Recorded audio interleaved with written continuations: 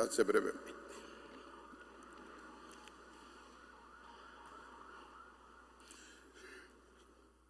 Queridos hermanos y hermanas en el Señor, aquellos que nos siguen a través de la radio Mía TV, Canal Televida, Radio Callacoa, Radio Horizonte, Radio Zoom, Rafael de Yuma, redes sociales, el canal de YouTube de la Basílica. Les envío un saludo muy especial a cada uno de ustedes y a aquellos que han venido de peregrino de otros lugares. Que Dios en esta cuaresma los siga fortaleciendo y animando en la fe.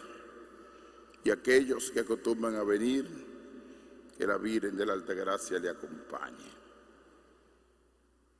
El tema que voy a tratar hoy en este cuarto domingo de la cuaresma es el tema del amor. Y lo voy a dividir en varios momentos. Un primer momento, el distanciamiento de Dios provoca el pecado. Y dentro de ese marco hemos escuchado el segundo libro de las Crónicas, la carta a los Efesios y el Evangelio de San Juan. En el libro de las Crónicas aparece la figura pueblo, el pueblo de Israel. Ese pueblo de Israel pasa por un momento de un cambio radical de su vida.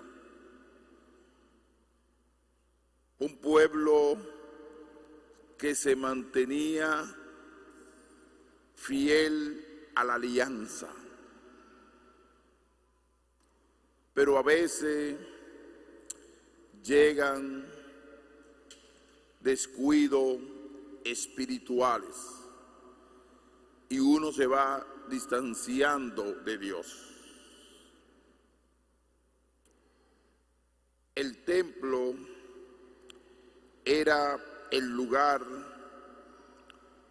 donde el pueblo de Israel le ofrecía un culto agradable a Dios.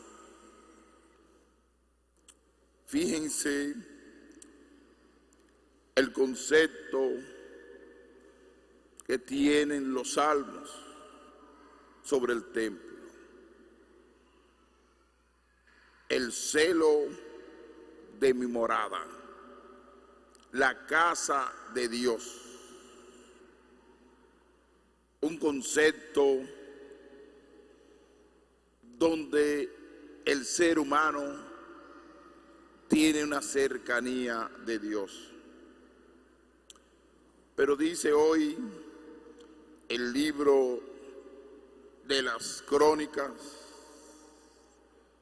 todos los jefes, los sacerdotes y el pueblo multiplicaron sus infidelidades, imitando las aberraciones de los pueblos y profanando el templo del Señor que él había consagrado en Jerusalén. Lo primero,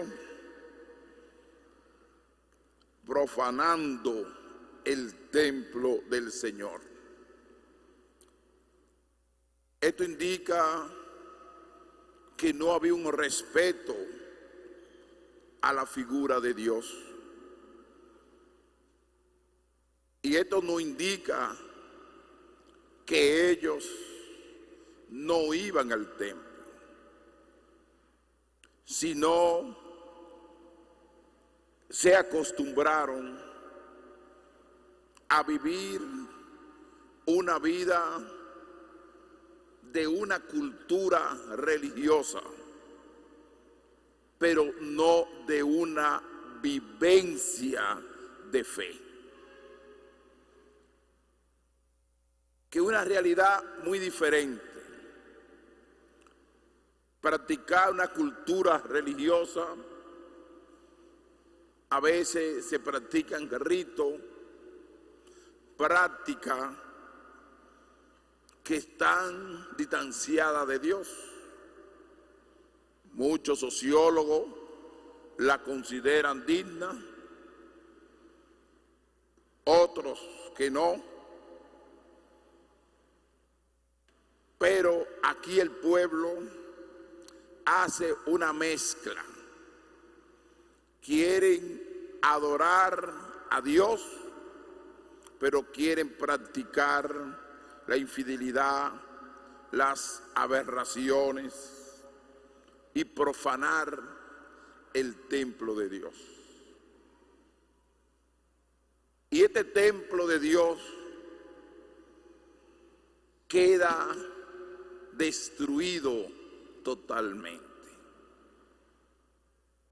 ¿Qué quiere indicar eso? Cómo se destruyó el templo, que no fue culpa de Dios, porque el pecado de los pueblos, el pecado personal,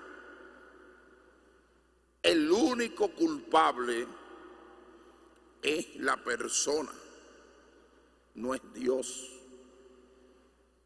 Porque Dios es amor. Y eso es lo que nosotros tenemos que entender. Y ese pueblo, ¿qué le pasó? Incendiaron el templo de Dios, derribaron la muralla de Jerusalén, incendiaron todos los palacios, destrozaron todos los objetos valiosos y deportó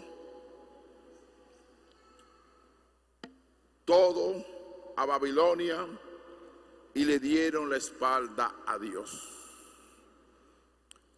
Prefieren las cosas paganas en lugar de centralizarse en Dios. Es la realidad del mundo de hoy. Y más este pueblo que le enseñaron desde niño a amar a Dios, tener conciencia de Dios. Y lo peor es un creyente que esté practicando aberraciones, profanando su cuerpo, cometiendo pecado, planificando el mal. ¿Por qué? Porque tiene conciencia de Dios y encima de eso practica el mal.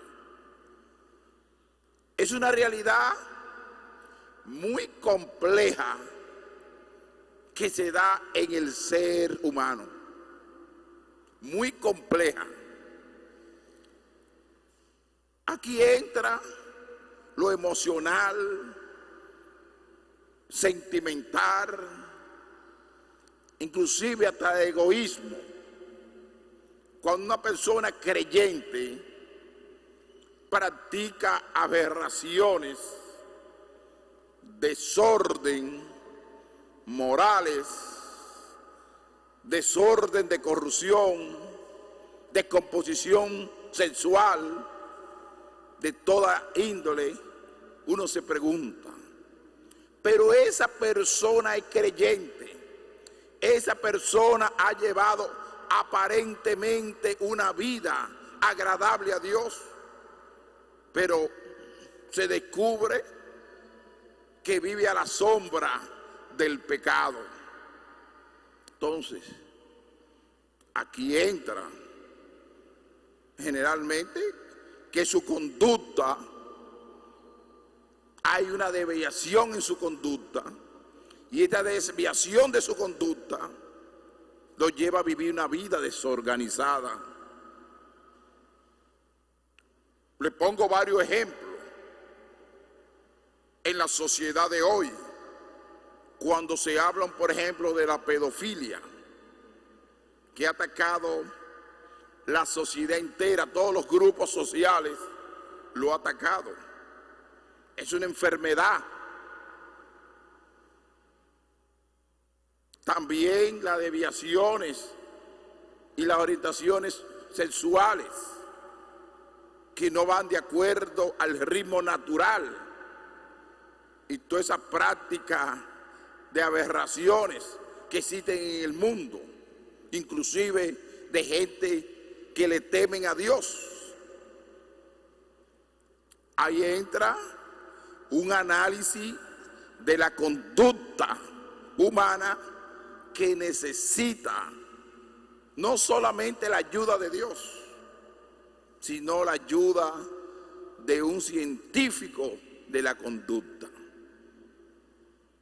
para tratar de orientarlo a nivel psicológico, emocional, espiritual, todo una batería de trato.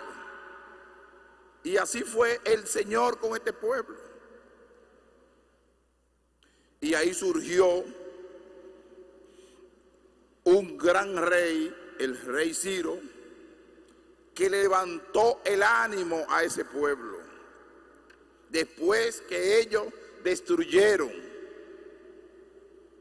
los palacios, todo el pueblo, para irse a servir a los paganos y hacerse esclavos de las aberraciones y del paganismo, este rey levantó el ánimo de su pueblo, porque siempre queda un grupo que son fieles a Dios. Y ese grupo que son fieles a Dios son los que levantan la moral de un pueblo, de una sociedad. Y eso lo decía hermosamente el Papa Benedicto.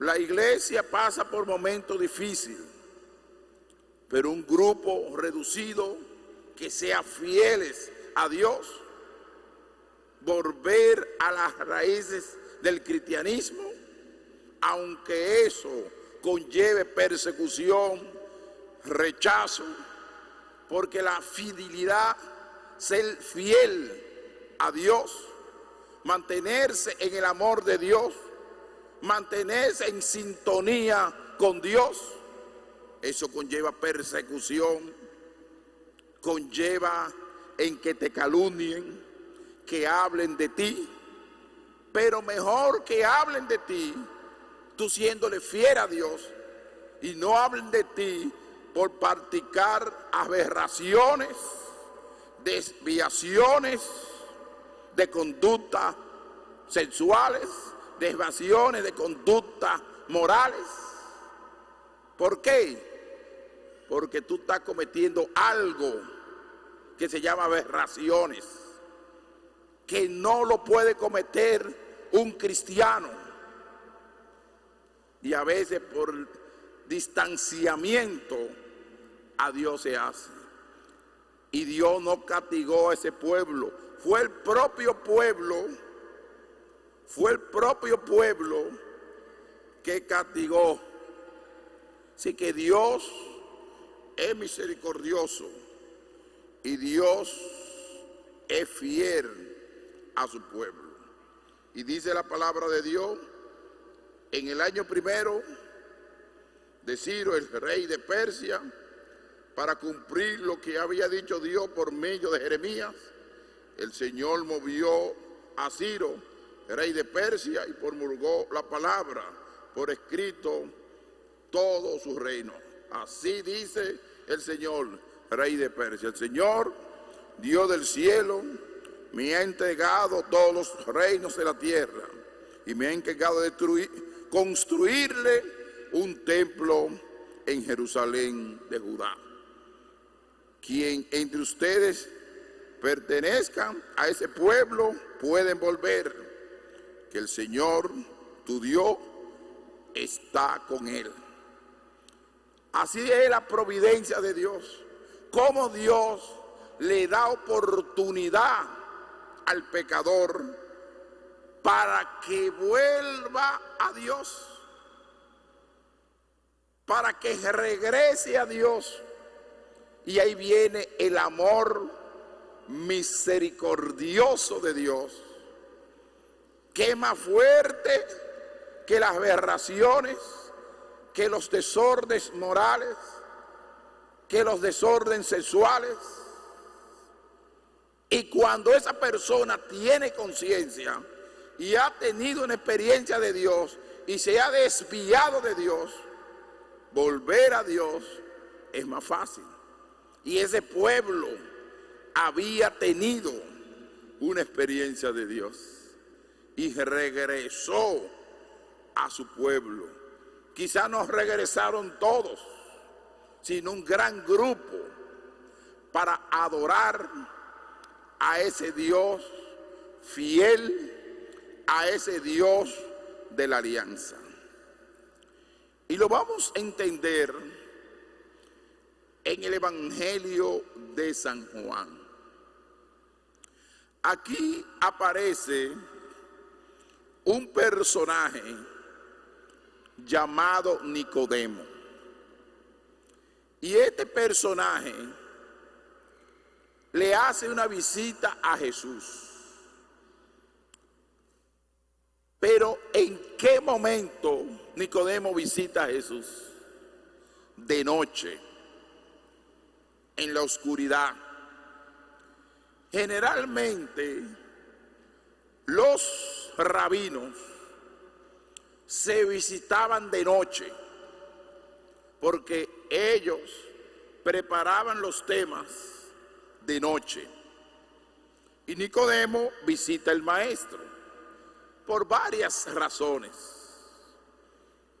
La primera razón es que Jesucristo es una propuesta de la limpieza del templo. El celo de tu casa me devora. Mi casa será llamado casa de oración. Y los milagros que hacía el maestro, eso le llamó la atención a este hombre Nicodemo, que era un gran estudioso, que era un gran creyente, que era un gran conocedor de la ley de Israel. Y dijo Jesús a Nicodemo: lo mismo que Moisés elevó la serpiente en el desierto, así tiene que ser elevado el Hijo del Hombre, para que todo el que cree en él tenga vida eterna. ¿Qué quiere expresar Jesucristo en ese pequeño trozo con Nicodemo? Que él tiene que padecer en la cruz, que él tiene que padecer en la cruz, porque padeciendo en la cruz tiene que resucitar, y eso va a producir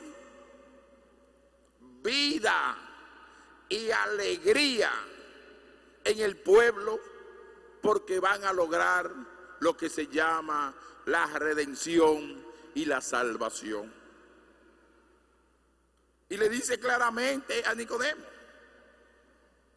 que si yo no soy elevado en la cruz, no tendrán vida eterna. No tendrán vida eterna.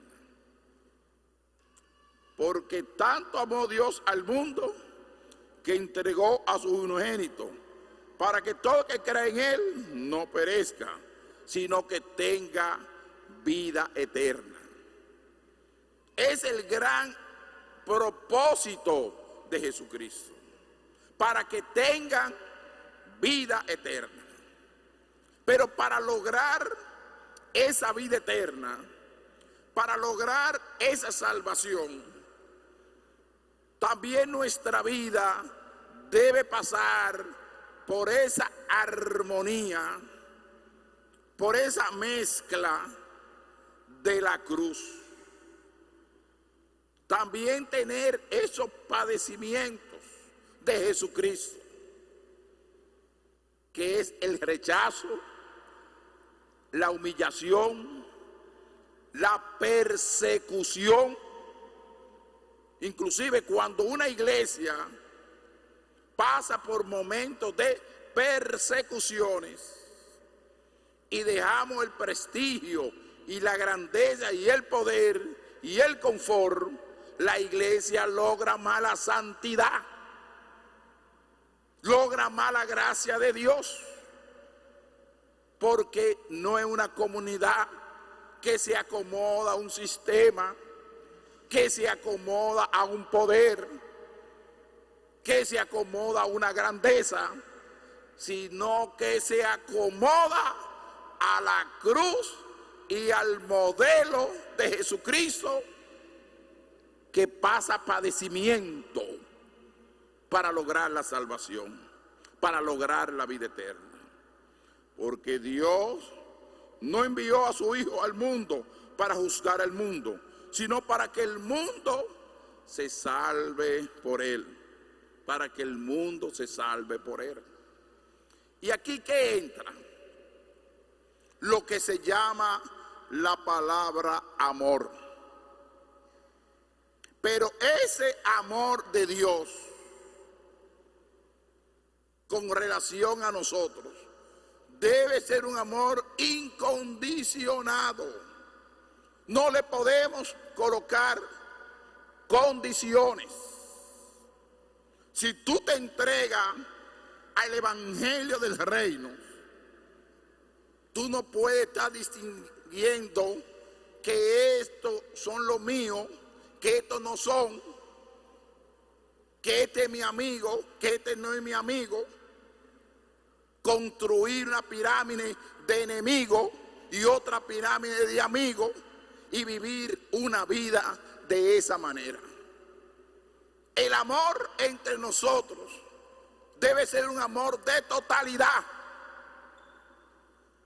no un amor fragmentado. Y a veces en la vida uno se pone a jugar. ¿Por qué? Porque todo ser humano tiene principio del amor, pero el amor pasional a veces se convierte en puro infierno, porque vienen los conflictos, vienen los celos, vienen la duda. El amor de negocio no se puede comparar con el amor de Dios. Y tampoco podemos utilizar a Dios como un negocio, utilizar a Dios bajo condiciones. Amar a Dios es amarlo en totalidad, entregarse a Él en totalidad, es vivir totalmente por Jesucristo y su reino. Y el que es capaz de eso es capaz de morir, es capaz de entregarse, es capaz de dar la vida por su pueblo. Pero el que no es capaz de eso y lleva el apellido de cristiano, es capaz de hasta de negociar con la fe, es capaz de engañar a un pueblo, es capaz de disfrazarse de oveja con el corazón lleno de maldad. Es capaz de disfrazarse de pastor, pero con el corazón de odio, de rencor, de conflicto interior, de inferioridad, de todas las cosas malas que hay en el interior y de todo tipo de veneno que puede brotar en un ser humano, porque no tiene el amor de Dios. Lo que tiene el capricho humano, la grandeza humana, y eso no es de Dios. Aunque usted se disfrace de Dios y viva una vida aparentemente llena de Dios, aparentemente. Eso se llama simulación. Simular una cosa que no es verdadera. Y vivir toda una historia de infidelidad, toda tu vida. Y el final llega. El encuentro con Dios llega. Por ejemplo, hay esposos que le prometen serle fiel a su esposa toda la vida y lo dicen de palabra, pero en práctica es un desordenado, practica el adulterio con facilidades. Y un hombre así le está agradando a Dios. No le está agradando a Dios, aunque él piense que le está agradando a Dios, porque usted no está agradándole a Dios, porque usted vive totalmente en adulterio. El cristiano que por una enfermedad o por cualquier tontería va a un centro de brujería, para chequearse, no le está agradando a Dios, le está agradando a un hombre que está pasando por Dios, que está practicando cosas que no son agradables a Dios. Una persona que sea capaz de destruir a otro, de humillar al otro, de hablar mentira del otro, de maltratar al otro para coger cargo en una empresa y di que es cristiano, usted no es cristiano nada. Usted es un difamador y una persona que aparentemente es cristiano, pero no tiene el amor de Dios. Usted es lo que un negociante de la cosa de Dios. Usted es un aparente cristiano que quiere vivir de la fe, pero no quiere vivir del testimonio, no quiere vivir de la persecución. Y eso fue lo que le pasó al pueblo de Israel. Las aberraciones, las inmoralidades que llegaron hasta destruir el templo. Aunque uno no llegue a destruir el templo, aunque yo no llegue a destruir esta basílica, pero por mi conducta moral estoy destruyendo un pueblo de Dios. Estoy destruyendo a un creyente que cree en Dios. Y por eso nosotros, lo primero que tenemos que dar ejemplo como católicos, somos nosotros. Porque uno ha pensado que el catolicismo es un mundo profesional. Y hemos entrado a una competencia humana y no a una competencia divina, no a la competencia de la cruz, sino al triunfo humano, no al triunfo divino, que es la resurrección. Y por eso Jesucristo hoy, ¿qué dice al final? Este es el juicio, que la luz vino al mundo y los hombres prefirieron las tinieblas a la luz, porque sus obras eran malas. Lo dice el maestro hoy. Prefirieron las obras malas, no prefirieron la luz. Le estoy hablando de aquellos que destruyeron el templo, aquellos que llevaron a Jesucristo en la cruz y lo maltrataron. Y Jesucristo, ¿qué le dice? Yo lo amo y soy capaz de morir por ustedes, por la salvación del género humano. Y al final del texto que dice, en cambio, el que obra la verdad se acerca la luz. Nuestra misión es cumplir con la verdad. El cristiano no puede tener como plataforma la mentira, porque el que es mentiroso es un falsante, maltrata la moral del otro, humilla al otro, y lo peor es que no se da cuenta, porque hace un hábito de la falsedad en su vida. Y lo peor es eso, que no tienen conciencia para destruir y para humillar, para él triunfar en la vida, atento a falsedad, mentira y planificación. Y eso se da no solamente en la sociedad civil, sino se da también en muchas instituciones serias, que son serias, pero hay gente sin vergüenza que no quieren vivir de acuerdo a las normas y a los mandamientos de Dios, y lo que hay que vivir en la verdad. Eso es lo que tenemos que vivir, la verdad del Evangelio, la verdad de Jesucristo, para que vean que sus obras están hechas según Dios. En una palabra, y con esto termino, en este domingo de la alegría, el que vive en la verdad, vive alegre.